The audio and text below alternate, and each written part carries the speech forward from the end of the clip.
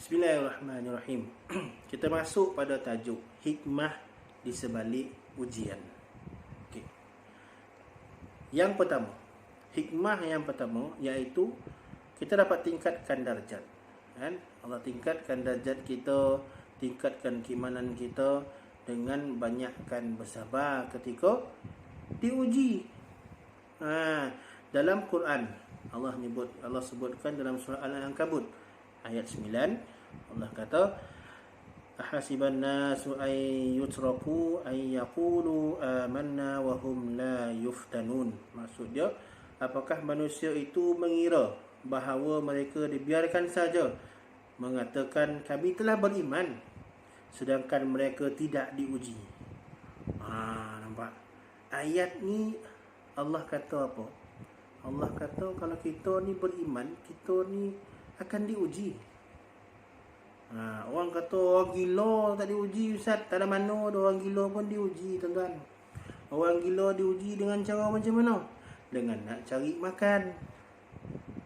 Siapa nak bagi dia makan? Dia kena cari sendiri. Nak tidur kat mana? Tu semua pun dia ujian bagi dia. Tapi Allah Ta'ala punya adil dia, tuan-tuan. Kan? Bila mana orang gila ni, tuan-tuan, tak berapa sioman ni kan, pernah tak kita dengar kan, orang gila cari berat? Tak ada. Padahal dia makan apa? Semua dia susah. Kita salah. Lado tak masak, cari berat. Kono hujan sikit damam. Tapi orang gila tengok tidur dekat hujan, tuan-tuan. Ada damam? Tak ada. Itu apa? Betapa adilnya Allah Ta'ala. Kan? Sebab tu kita kena banyak muhasabah diri. Bukan saya suruh jadi gila dah, tak. Tapi kita ni kena banyak muhasabah diri. Allah Maha Adil. Kan? Allah Maha Adil. Kan? Apa itu? Okey, seterusnya. Ada orang yang ditimpa kesusahan dalam tingkatkan darjat ni kan, dalam nombor 1 tadi tu, tingkatkan darjat dan keimanan ni. Ada orang bila ditimpa kesusahan, dia ni copek kufur. Kufur nikmat tu. Bila ada kesusahan, dia mulalah mungkinlah ceritanya lah. Dan ada pula orang yang diuji oleh Allah Ta'ala ni, bila dia diuji, dia makin dekik dengan Allah. Ni yang kita nak. Kan? Contohlah, kan? Tuan-tuan bila mana diuji, ada sahabat-sahabat kita ataupun tuan-tuan sendiri pernah di kuarantin, kan? Diuji oleh Allah SWT, walaupun tak positif, sama ada positif ataupun tidak COVID ni, kan? Diuji oleh Allah Ta'ala. Kuarantin 2 minggu dalam rumah, dalam bilik kuarantin. Kalau tuan-tuan tak gunakan 2 minggu tu, kan, untuk beribadah pada Allah, tambahkan ibadah kita, kan, banyakkan zikir, banyak baca Quran.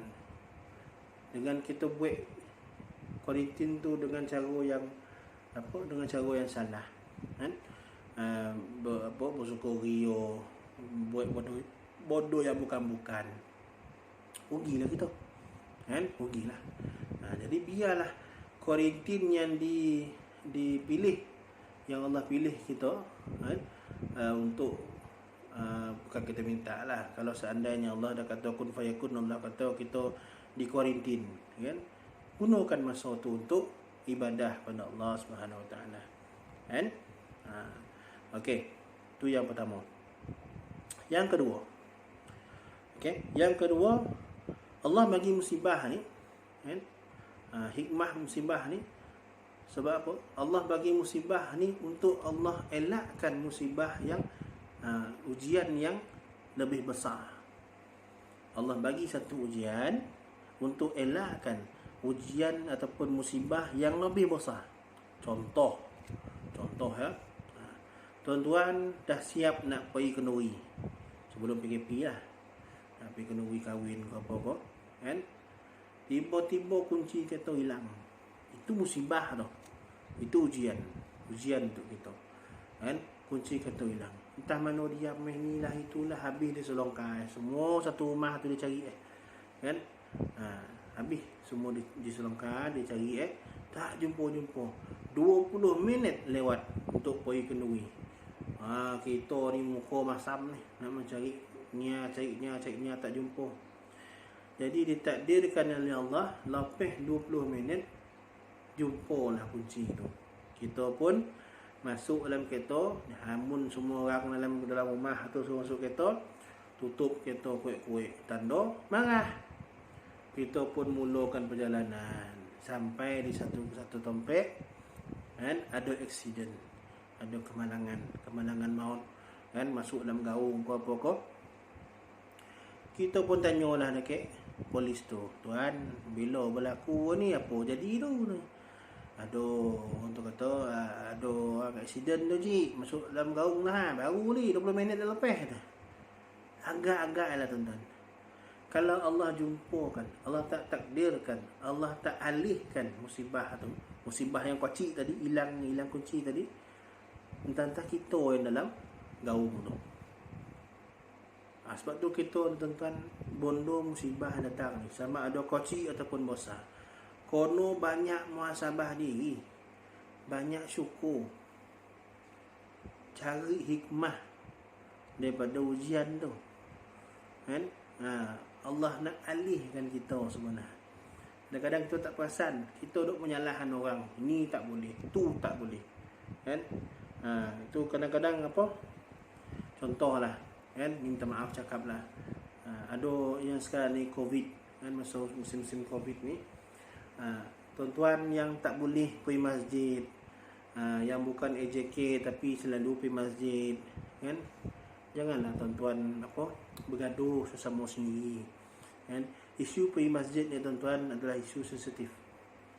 Minta maaf cakap, isu sensitif, boleh bergaduh dia, kan. Ada antara AJK pula yang tak datang, jadi orang sekitar ni, orang kampung, orang masyarakat ni pandang tu AJK tapi tak datang. Tapi cuba kita ni tuan-tuan, bagi saya lah, cadangan saya untuk 5 lokasi masjid surau saya mengajar ni, kan, Bayai Lama, Seting Ulu, Lui Muda, Lui Selatan dengan Seting Indah. Ambil cadangan saya ni kalau boleh terima lah, kan. Cubalah kalau seandainya AJK yang tak dapat hadir tu, kan, bagi tahu awal, gantian dengan jemaah-jemaah yang lain yang nak sama-sama jemaah. Bukannya kita ni nak bergaduh, tidak. Tapi kalau seandainya kita tak dapat datang hari itu, kan, cubalah kontaklah dengan jemaah-jemaah yang lain yang berebut-rebut nak datang ni, kan. Yang bagi yang tak dapat datang pula, lapang dada tuan-tuan, lapang dada, jangan gaduh-gaduh.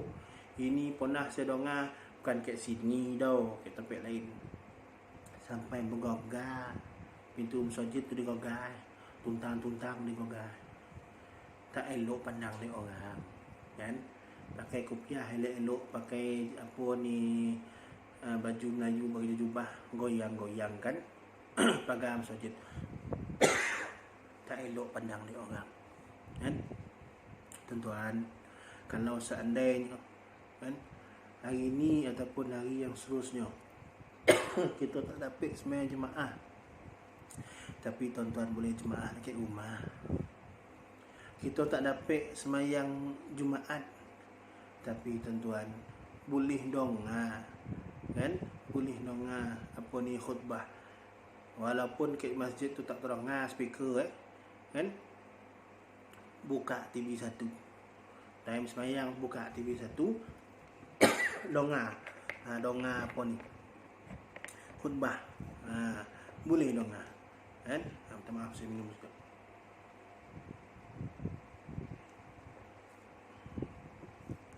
Boleh donga. Dan cadangan saya pula pada masjid yang saya mengajar, kan, kalau boleh lah masa time khutbah tu, kuat ada sikit speaker tu, supaya orang keliling tu boleh donga, dan kita raikan apa jemaah-jemaah yang tak dapat sama-sama jemaah dengan kita, kan. Sekarang ni time pandemik tuan-tuan, bondo ni, wabak ni tak nampak dek mata, kan. Bila kita tak nampak dek mata ni, kalau nampak dek mata senang dia tinju, kan. Ni tak nampak. Jadi bila tak nampak ni, kita tak tahu mana diam, Entah pada kita, entah pada orang lain, entah pada imam. Bukan imam sini lah, imam tempat lain. Kan? Jadi kita elakkan benda-benda macam ni, bergaduh apa kan. Kita elakkan. Sebab kita ada pemerintah, kita ada mufti. Kan? Dan jangan jadi mufti. Apa yang mufti kata, apa yang menteri agama kata, ikut. Sebab kita ni ilmu kita cetek, termasuk bercakap ni. Cetek ilmu kita sikit nah. Nak berbandingkan dengan orang yang beragama lain kan. Termasuk bercakap ni tuan-tuan. Saya berkongsi ni bukan apa. Saya tak nak kita macam malah.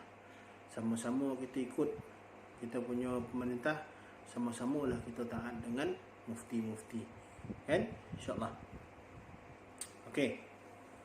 Seterusnya, itu tadi yang pertama tadi, tingkatkan darjat dan keimanan kita. Yang kedua, Allah bagi musibah ni untuk mengelakkan musibah yang lebih besar.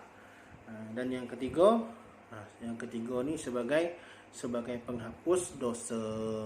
Ya. Sebagai penghapus dosa.